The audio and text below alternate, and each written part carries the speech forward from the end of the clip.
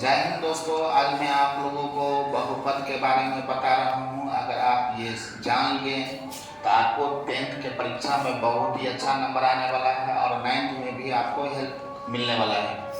ये बहुपद है और बहुपद को पहचानने का पहले देख लो कि बहुपद को कैसे पहचाने। तो चर चर किसको बोलेंगे? तो ए से लेके जेड तक के लेटर्स को हम लोग चर कहते हैं।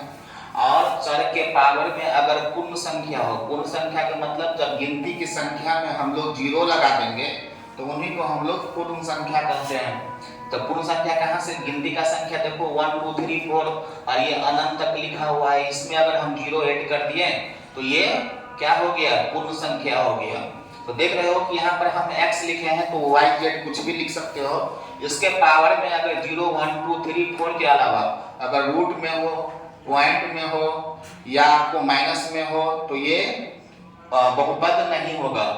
ये आपको प्लस में ही होना चाहिए और ये गिनती होना चाहिए। अगर गिनती में नहीं लिखा हुआ है तो ये क्या नहीं होगा? पूर्ण संख्या नहीं होगा।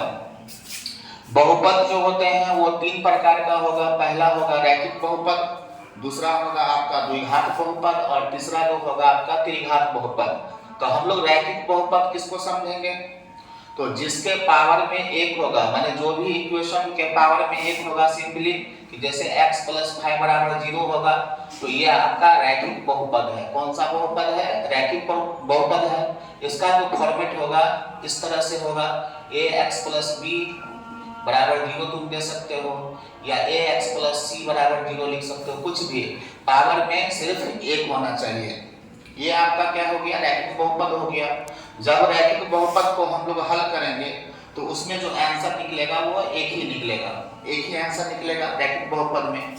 द्विघात बहुपद दूसरा प्रकार जो है द्विघात है। बहुपद के प्रकार हम लोग पढ़ रहे हैं, रैखिक, द्विघात और त्रिघात। जिसके पावर में अगर 2 होगा तो आंख बंद करके समझना कि ये द्विघात बहुपद होगा।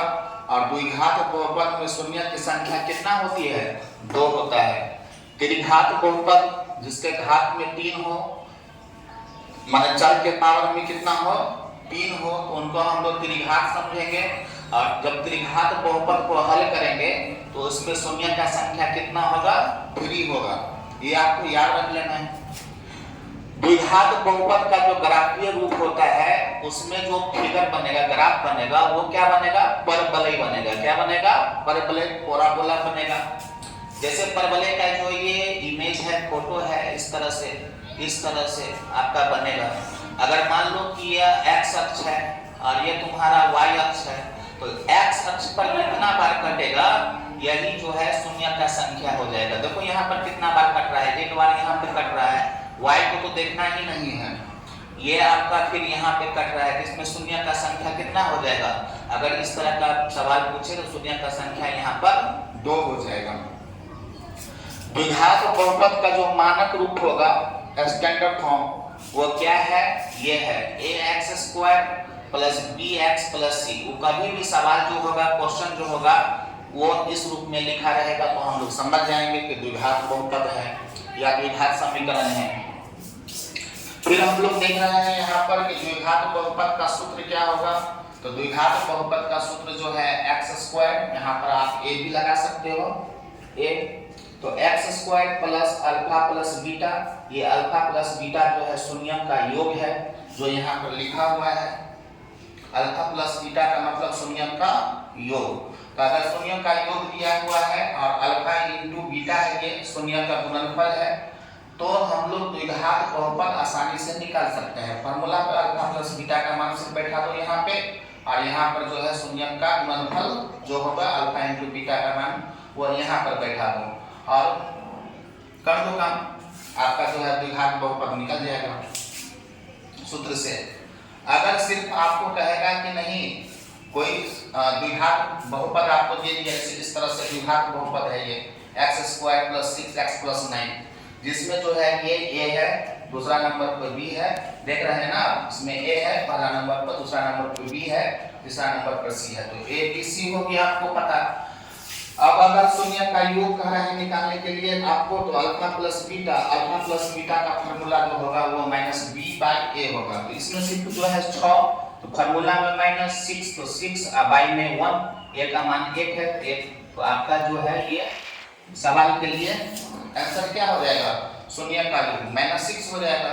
और वहां पर अल्फा इंटू बीटा अगर कहेगा निकालने के लिए अल्फा इंटू बीटा को हम लोग शून्य का गुणनफल कहेंगे, तो वह c बाई ए हो जाएगा। तो c बाई ए हो जाएगा, तो इसमें आंसर कितना हो जाएगा, c का वैल्यू जो है यहाँ पर 9 है, तो 9 c बाई ए करेंगे तो 9, और a का वैल्यू कितना है, इसमें 1 है, तो 1, तो शून्य का गुणनफल कितना हो गया, 9 हो गया।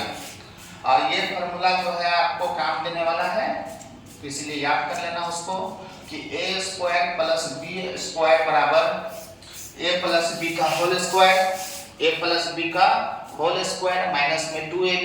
और इसका फार्मूला एक और होता है कि अगर आपका प्लस का जरूरत है तो प्लस वाला इस्तेमाल करो, अगर आपको माइनस वाला का जरूरत है तो माइनस का इस्तेमाल करो वहां पे। अगर माइनस लिखेंगे यहाँ पे तो प्लस में 2ab हो जाएगा, और प्लस में अगर लिखेंगे तो यहाँ पर माइनस में 2ab हो जाएगा। ये बात आपको याद रखना है, प्लस लिखेंगे यहाँ पे तो यहाँ पर माइनस, और यहाँ पर माइनस होगा तो यहाँ पर प्लस हो जाएगा। अब हम लोग द्विघात बहुपद को समझ लिए हैं, अब हम लोग त्रिघात बहुपद को समझेंगे कि त्रिघात बहुपद का मानक रूप कैसा होगा, पहले दिखने में कैसा होगा। ये तो वो इस टाइप का दिखाई देगा आपको। अगर हम लिख दें यहाँ पे तो जैसे 2x square 2x³ plus 5x square plus 6x plus 8, माने इसको देखो और इसको देखो तो लगभग सेम है आपका। तो फॉर्मेट जो है आपका ये है, और सवाल जो है इस पर इस टाइप से सेट होगा, जो आपको कहेगा उनको हल करो, तो हल करना जो है आप क्लास में सीख जाएंगे। तो यहाँ पर देखो त्रिघात बहुपद है तो शून्य क्या को होगा, 3 को होगा। यहाँ पे लिखा है ना त्रिघात बहुपद में हल की संख्या 3 गो, शून्य की संख्या 3 गो, हल का संख्या मतलब शून्य की संख्या। अब यहाँ पर शून्य क्या दिया हुआ, अल्फा बीटा और गामा, तो alpha plus beta plus gamma. यहाँ पर द्विघात बहुपद था तो शून्य क्या गो था, 2 गो था, कौन कौन, अल्फा और बीटा। यहाँ पर त्रिघात बहुपद 3 गो शून्य है, अल्फा बीटा और गामा। अल्फा बीटा और गामा को जोड़ेंगे, हम जोड़ में लिखेंगे, इसका फार्मूला होगा सेम -b/a ही होगा। अगर हम दो शून्यों को लेकर अगर जोड़ेंगे, दो शून्यों को लेकर, माने अल्फा बीटा एक शून्य, बीटा और गामा, फिर गामा अल्फा, दोनों को हम दो करके ले रहे हैं, तो इसका फार्मूला जो है आपका c/a हो रहा है। ठीक है, ये भी सेम है, लेकिन जो बदल रहा है वो क्या है, वो alpha into beta into gamma. तो alpha into beta into gamma शून्य का गुणनफल है ये, तो उनमें क्या हो जाएगा, -b/a हो जाएगा। अगर आपको ये दिया है alpha plus beta plus gamma का वैल्यू दिया हुआ है, कुछ भी दिया हुआ है, इसका भी वैल्यू दे दिया है, और alpha into beta into gamma का भी वैल्यू दे दिया है, तो आपको कह रहा है कि त्रिघात बहुपद निकालिए। तो त्रिघात बहुपद के लिए आपको यह बात याद होना चाहिए कि x³ a लिखो, कॉमन है यहाँ पर a, तो आप सिर्फ यही याद रखना, x³ minus alpha plus beta plus gamma into x square plus alpha into beta plus beta into gamma plus gamma into alpha into x, इसका भी वैल्यू दिया रहेगा, तो ये मान यहाँ पर बैठा देंगे और उसमें x लगा दो। अब इसका भी वैल्यू दिया रहेगा तो वो वैल्यू भी यहाँ पे बैठा दीजिए, आपका त्रिघात बहुपद बन जाएगा। और इस तरीका से आपको जो है एग्जाम में बहुत अच्छा नंबर आने वाला है, उनको आपको देख लेना है और दिमाग में स्टोर करके रखना है। धन्यवाद, आपका दिन मंगलमय हो।